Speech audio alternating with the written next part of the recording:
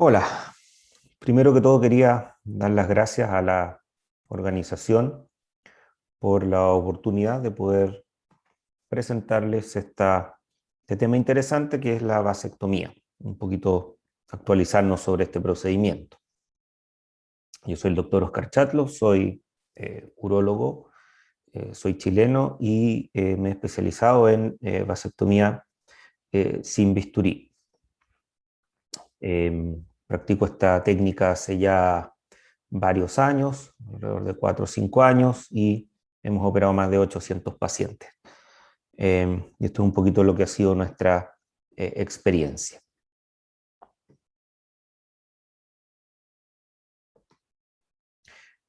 Conversaremos sobre la demografía actual de la vasectomía, la técnica, sus resultados, complicaciones, y sobre los mitos y las preguntas recurrentes que en general tienen los pacientes sobre esta técnica o sobre este procedimiento.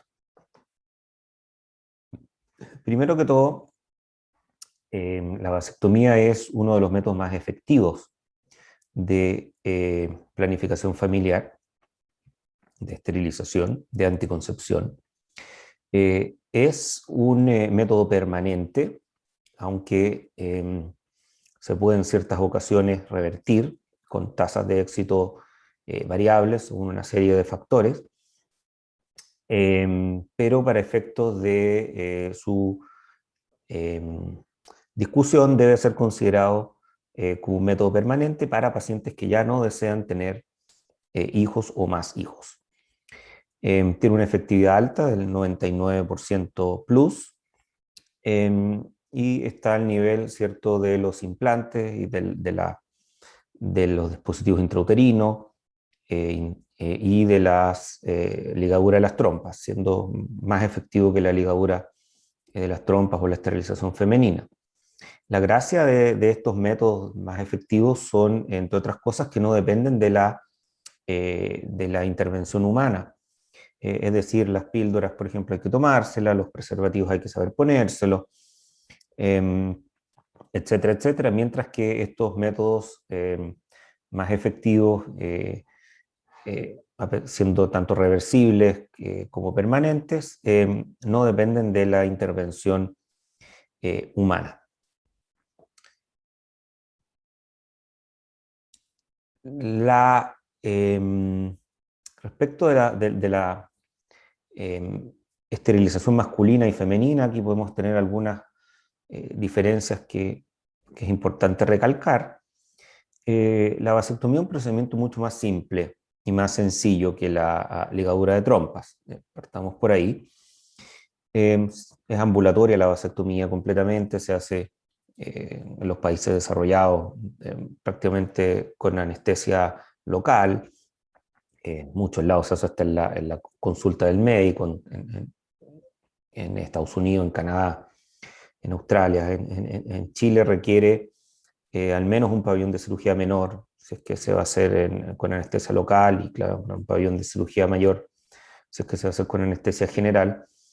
Mientras que la ligadura de trompa siempre se hace con anestesia general, es un procedimiento laparoscópico que incluye entrada al abdomen, en que por supuesto la paciente tiene que estar completamente dormida. La vasectomía es más efectiva, como vimos anteriormente, principalmente porque el resultado que uno obtiene es verificable, es decir, para saber el éxito de la vasectomía hacemos un espermiograma a los 3 meses, 12 semanas, ¿cierto? Es lo más habitual, y vemos la ausencia de espermios, ¿cierto? La vasospermia, o la presencia de menos de 100.000 espermios inmóviles por ml. Esos son los dos criterios de éxito de la vasectomía, y ambos han demostrado tener, digamos, la misma tasa de embarazo, que es prácticamente cero, en pacientes con alguno de estos dos resultados en su vasectomía. Mientras que la ligadura de trompas no es un procedimiento que podamos verificar su efectividad. Hay métodos indirectos en que podemos ver si hay ovulación o no, ¿cierto? Pero básicamente no hay forma de poder saber si es que no están pasando óvulos. por esa trompa cortada, ¿cierto? O ligada y cortada. Entonces eso lo hace un procedimiento más incierto dentro de todo, a pesar de que son bajas las tasas de falla, pero sigue siendo incierto. Y la vasectomía, como podemos ver, es un procedimiento que, como muestra el diagrama, es totalmente sobre la piel escrotal, no hay grandes vasos ni estructuras, por las que las complicaciones, sobre todo de la técnica sin bisturí, son muy bajas. La ligadura de trompas tiene mayores complicaciones porque el procedimiento es más invasivo, ¿cierto? Entrada al abdomen, posibilidad de lesión de órganos adyacentes, etcétera. Ya la anestesia general pone el procedimiento en un riesgo que, si bien es cierto, es bajo, pero es mayor que el de las vasectomías.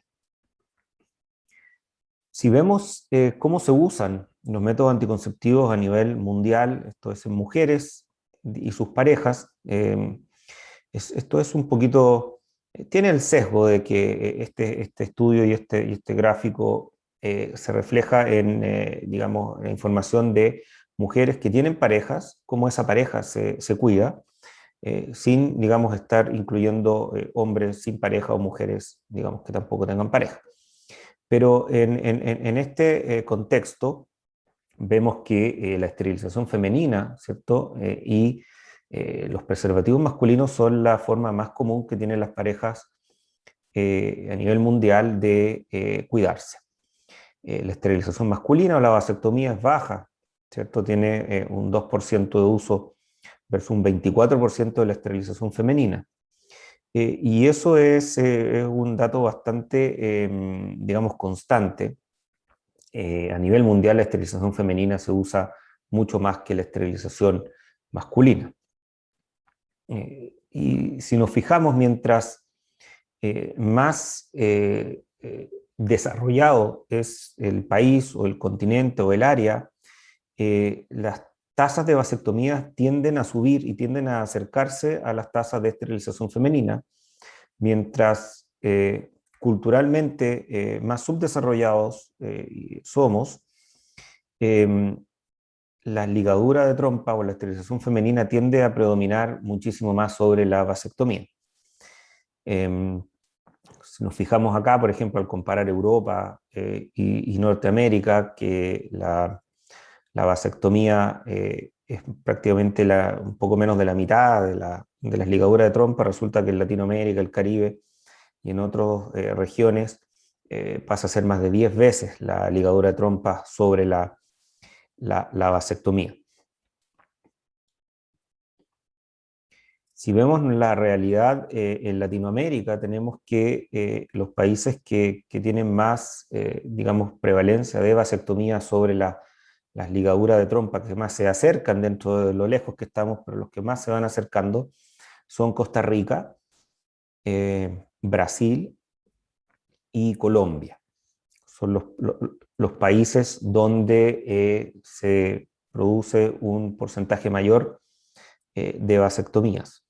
En el resto de los países de Latinoamérica es muy bajo. Fíjense, por ejemplo, en Panamá 0,3% de vasectomía, 18% de ligadura de trompas, en México 0,8 contra 25. Todavía tenemos mucho por recorrer, muchos dogmas por eliminar, machismo, entre otras cosas, ciertos mitos sobre la vasectomía y la masculinidad que se han instalado y que, por supuesto, afectan, ¿cierto?, la disponibilidad de los hombres para tomar ellos el control de su paternidad. Sigue estando el control de la paternidad familiar en las mujeres, ¿cierto?, aún en todo el mundo y sobre todo también en Latinoamérica.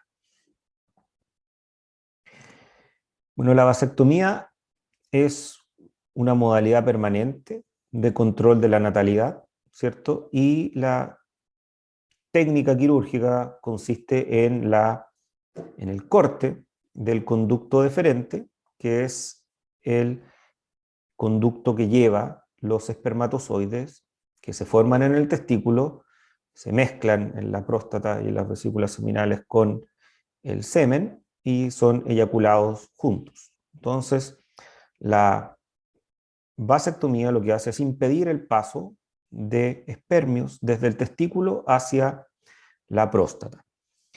Entonces, desde ese punto de vista, tenemos una cosa importante decir ya desde un comienzo, que la vasectomía no afecta, ¿cierto?, la producción del semen, simplemente el eyaculado pasa a ser un eyaculado que no contiene espermios. La vasectomía tiene 3 etapas. En general, la primera es, ¿cierto?, colocar la anestesia, que esto está mostrando un poco la técnica sin bisturí, en que podemos usar una anestesia local. Después se expone el conducto deferente y después el conducto deferente se ocluye y se secciona. Para todas las vasectomías son las mismas 3 etapas. Lo que va a variar es la forma entre la técnica tradicional y la técnica sin bisturí, es la forma en que se realiza cada una de estas 3 etapas.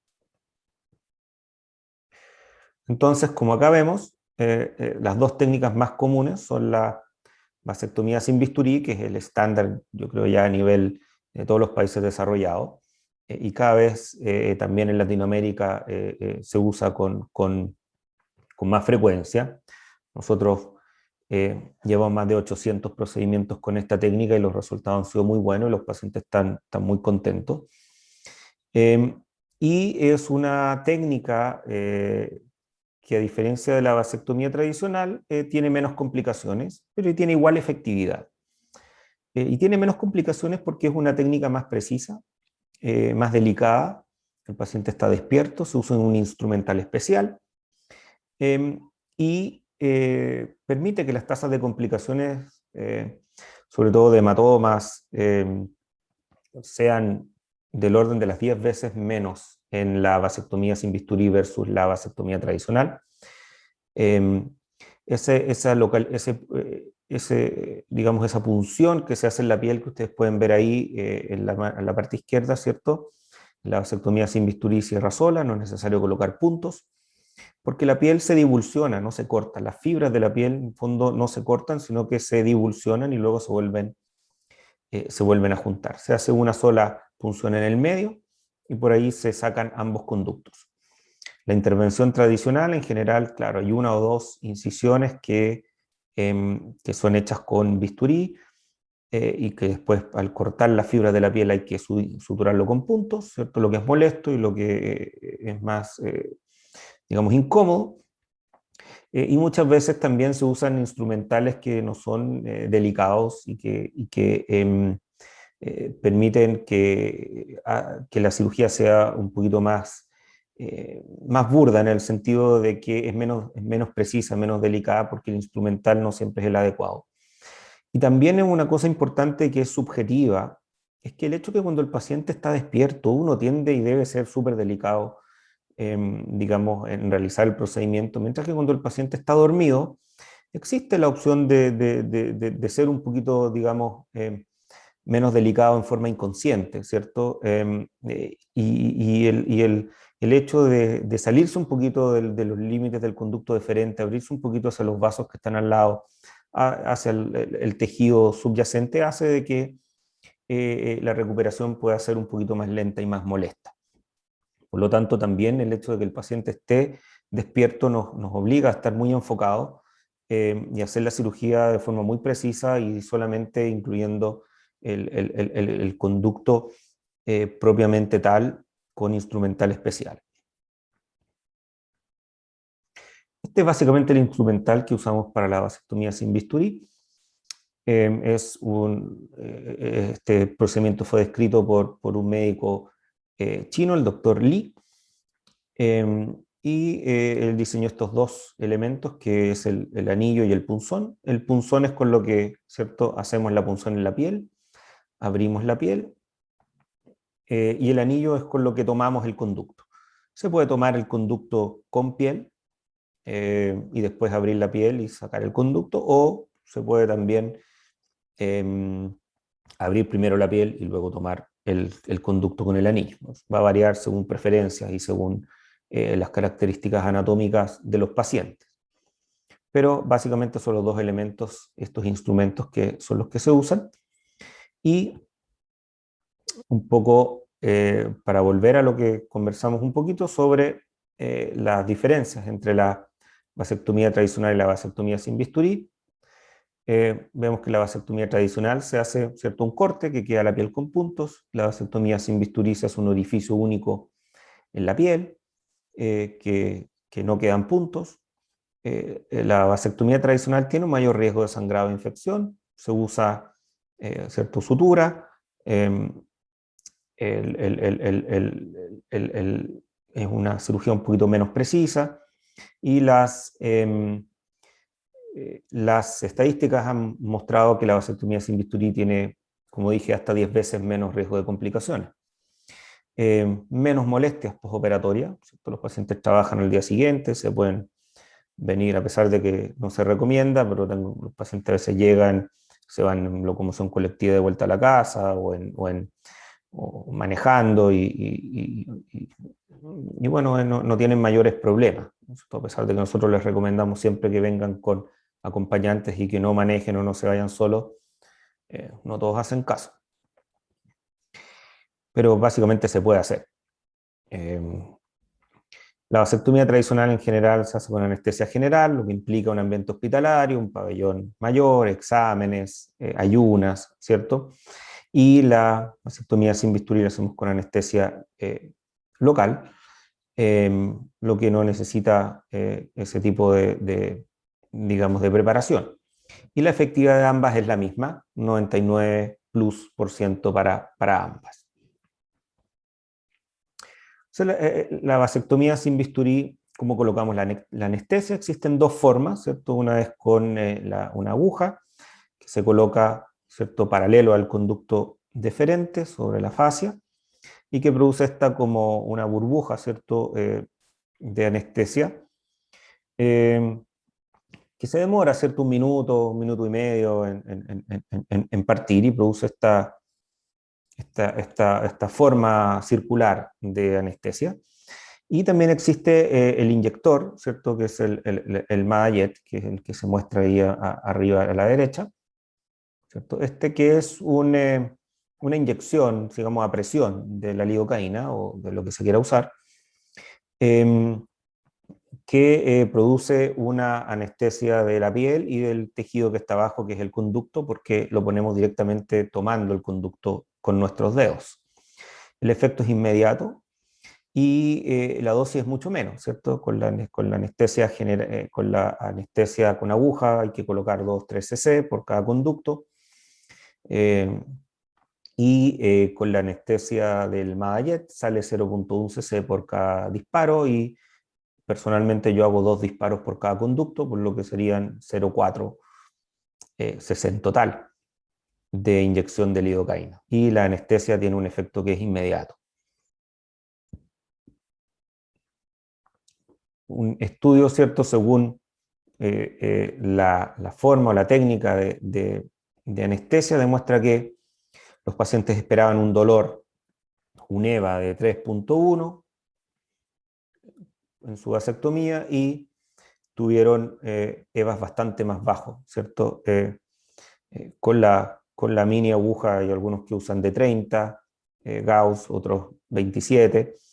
Los pacientes tuvieron un EVA de 1.5 y sin la aguja tuvieron 1.7 al inyectar y 0.7 en el procedimiento. Y acá 1.5 al inyectar y 0.6 en el procedimiento. Se siente un pinchazo cuando te dan la aguja, cuando con el Madayet se siente como un golpe, como un pequeño golpe chico en el escroto. De todas maneras, tanto el dolor de la inyección del medicamento, ya sea con aguja o sin aguja, ¿cierto? Y el dolor durante el procedimiento fue muchísimo menor que lo que los pacientes esperaban.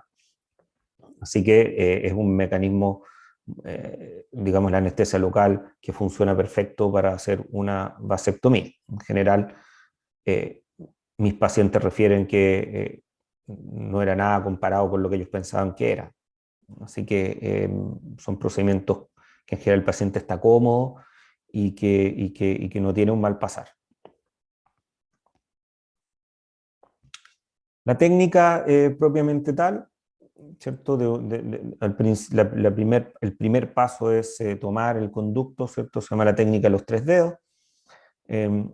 Con el conducto está tomado con el dedo pulgar y el dedo medio, y el dedo por aquí está por abajo, y el dedo índice tensa la piel, cosa de poder tomar el conducto con el anillo. Y luego se hace una punción en la piel, el número 2, ¿cierto? Cuando ya está tomado, y se llega hasta el conducto deferente, y que podemos ver en las fotos 3 y 4, ¿cierto?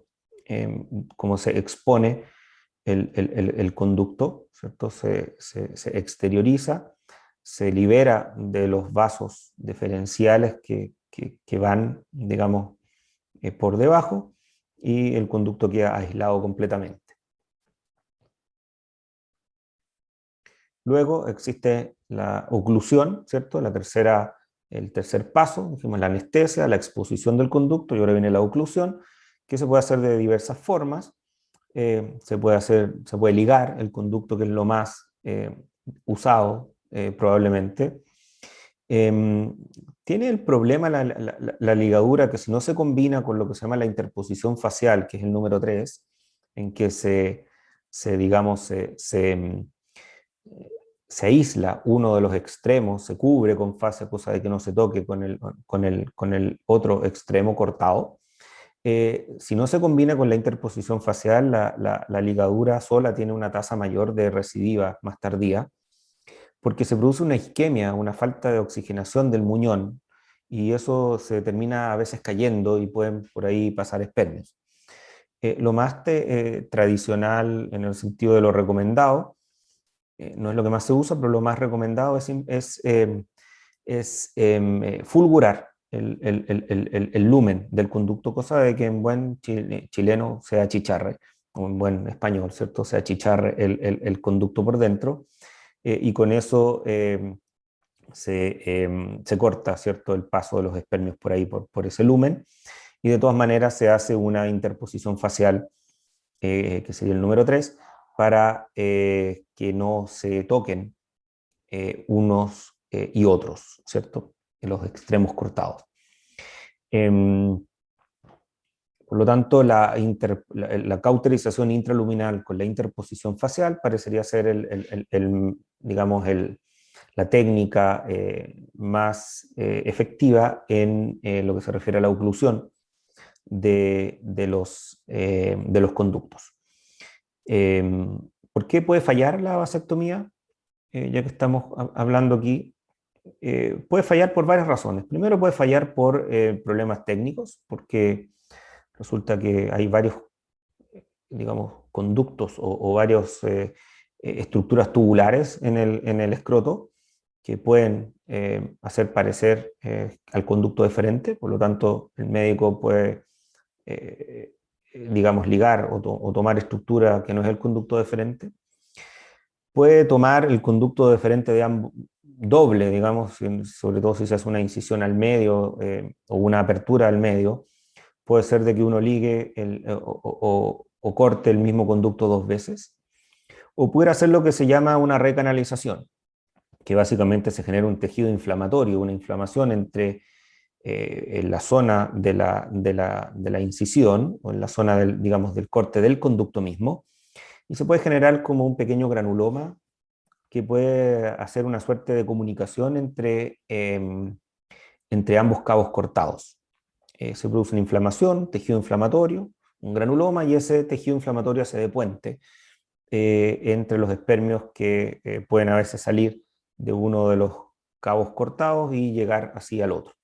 Por eso que es tan importante la interposición facial, porque en el fondo evita casi completamente el paso y la formación de este granuloma comunicante o de este puente comunicante. Por otro lado, la interposición facial tiene sus riesgos, ya que, digamos, al hacer este bolsillo, ¿cierto? Como vemos en el número 3, se pueden pasar a llevar a veces algunas venitas, algún vaso y puede aumentar el riesgo de hematoma. Como todo en medicina y en todo lo que uno hace en la vida, ¿cierto? Un mayor beneficio va asociado siempre a un mayor riesgo. Por lo tanto, en general, las complicaciones que pueden tener que ver con sangrado, hematomas, tienen que ver con la interposición facial, a veces más que con la vasectomía o el corte del conducto deferente mismo. ¿Cuáles son los cuidados postoperatorios? En general, frío local es importante, ¿cierto? Con eso disminuimos la inflamación, producimos vasoconstricción, disminuye el riesgo, ¿cierto?, de sangrado venoso, de algún hematoma. Analgésicos, ¿cierto? Puede ser paracetamol, ibuprofeno, cualquiera. Por un par de días en general no es necesario más. Y algunos días sin actividad sexual ni deportes, principalmente para evitar riesgo de sangrado y de incomodidad. Nosotros, en general, a nuestros pacientes les recomendamos 7 días, pero pueden ser 5, pueden ser 10. No hay mucha ahí, diferencia. Un poco lo que conversamos de las complicaciones, el hematoma, ¿cierto? Que ya conversamos un poquito, es la acumulación, ¿cierto?, de sangre en el escroto. En general, el tratamiento es completamente, digamos, no intervencional, es un conservador. Se trata con hielo, con antiinflamatorios, con reposo. No es necesario explorar un hematoma, a menos que esté infectado y haya que drenarlo, pero es muy raro. Es algo que con la vasectomía sin bisturí y con, digamos, cirujanos con experiencia tienen menos de un 1%, harto menos de un 1% de hematomas.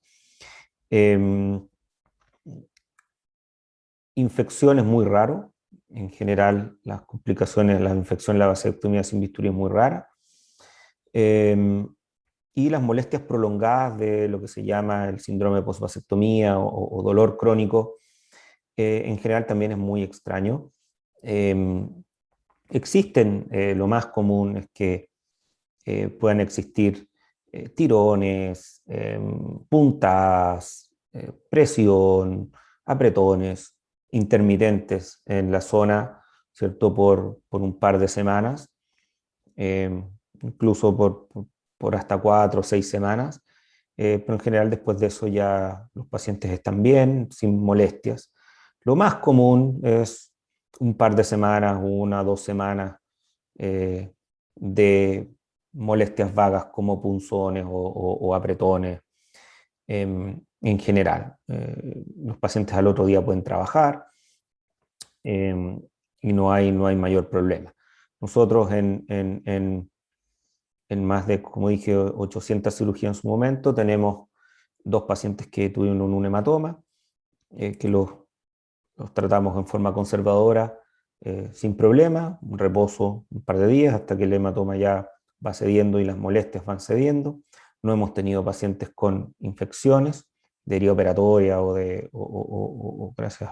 algún otro tipo.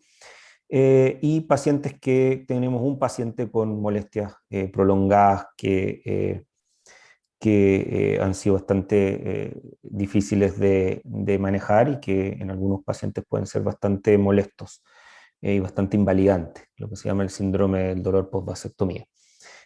Pero, como podemos ver, es muy, muy infrecuente. En nuestra casuística es 1 en 800 pacientes.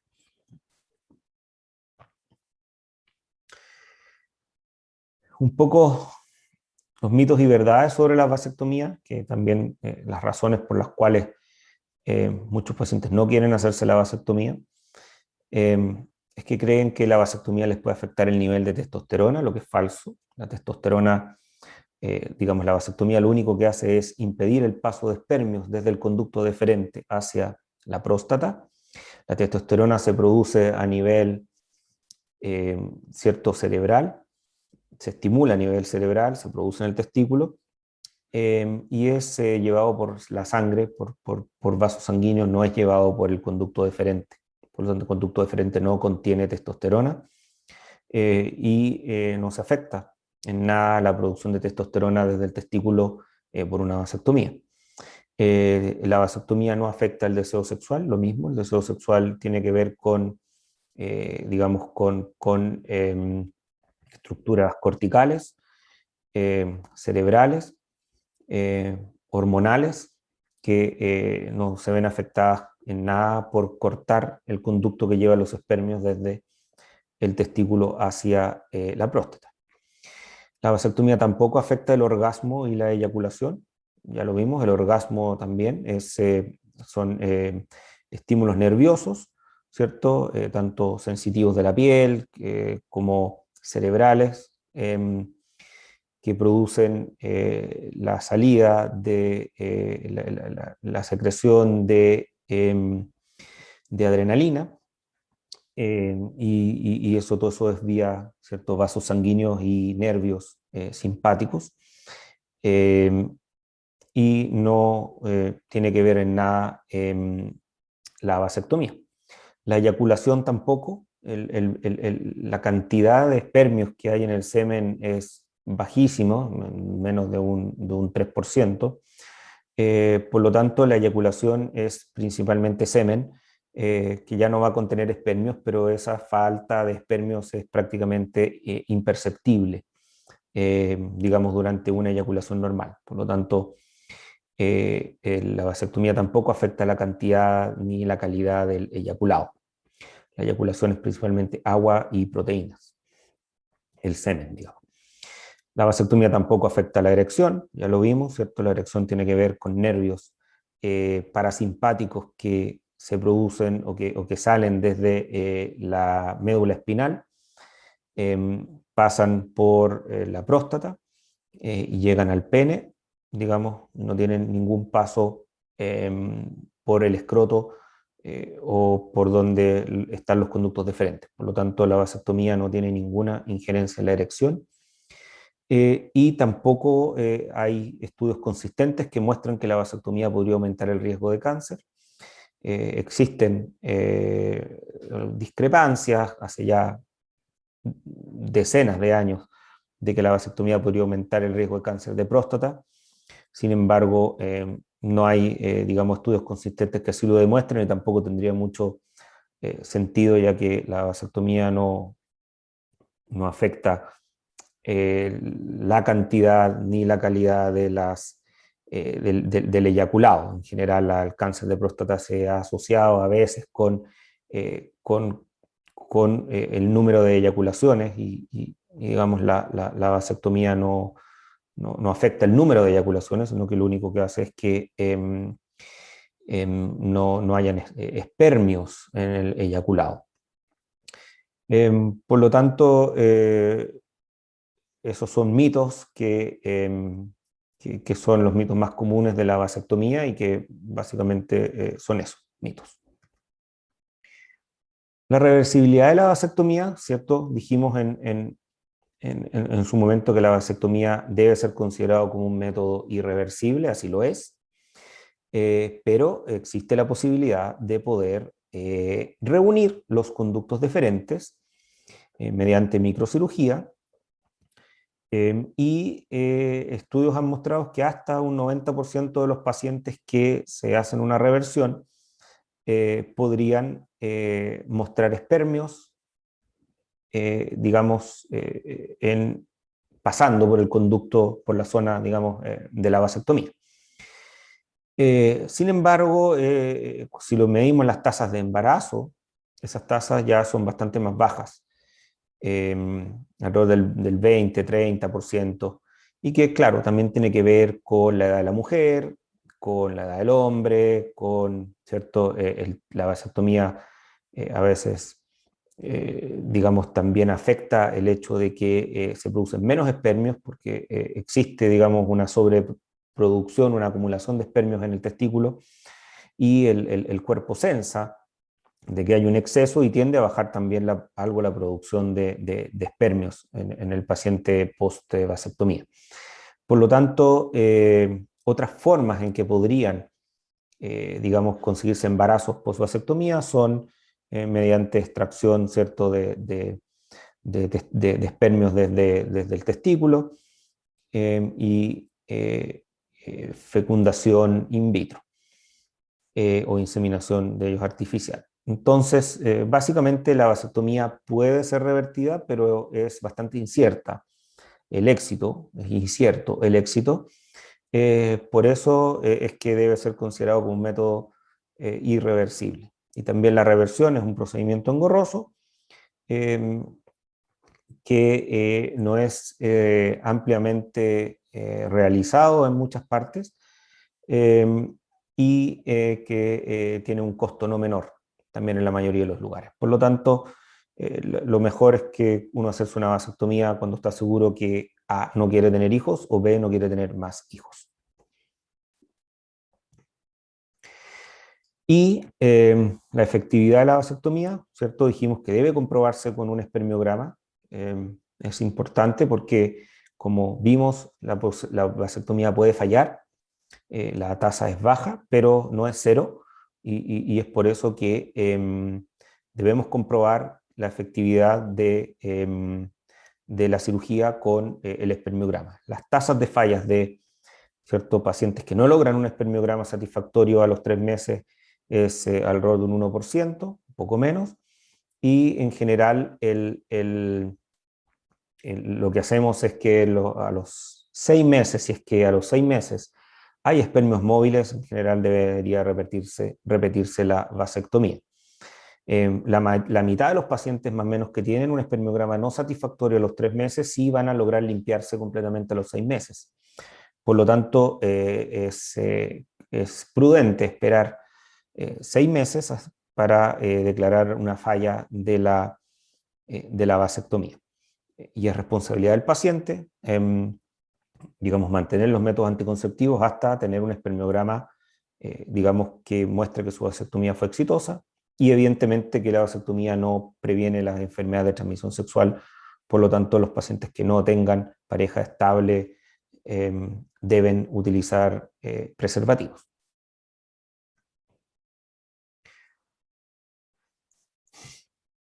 En general hemos visto que la vasectomía mejora bastante la vida sexual de los pacientes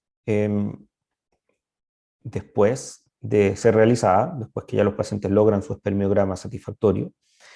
Y en general, estudios han mostrado que los pacientes refieren mayor frecuencia de relaciones sexuales una vez que ya tienen su vasectomía exitosa, que son relaciones más espontáneas y que son relaciones más placenteras. Claro, más frecuentes, evidentemente, no hay cierto, el asunto de los preservativos, de la mujer que no tiene que tomar pastillas en general. Las pastillas afectan el deseo sexual muchas veces, pueden producir cambios del ánimo, por lo tanto la mujer también está digamos, interesada en el sexo que cuando está tomando pastillas. Por lo mismo también más espontánea, ¿cierto? No tenemos que depender del preservativo o problemas que puedan haber habido con la toma de las pastillas, y por lo mismo también es más placentera, menos preocupaciones. Por lo tanto, los pacientes refieren en general una mejora en su sexualidad posterior a la vasectomía. Y bueno, eso es un poco lo que le quería contar hoy día en esta presentación. Espero que les haya gustado. Les doy las gracias nuevamente a la organización por haberme invitado y pueden consultarme. Encantado, ahí está mi correo y felices de compartir con ustedes. Muchas gracias.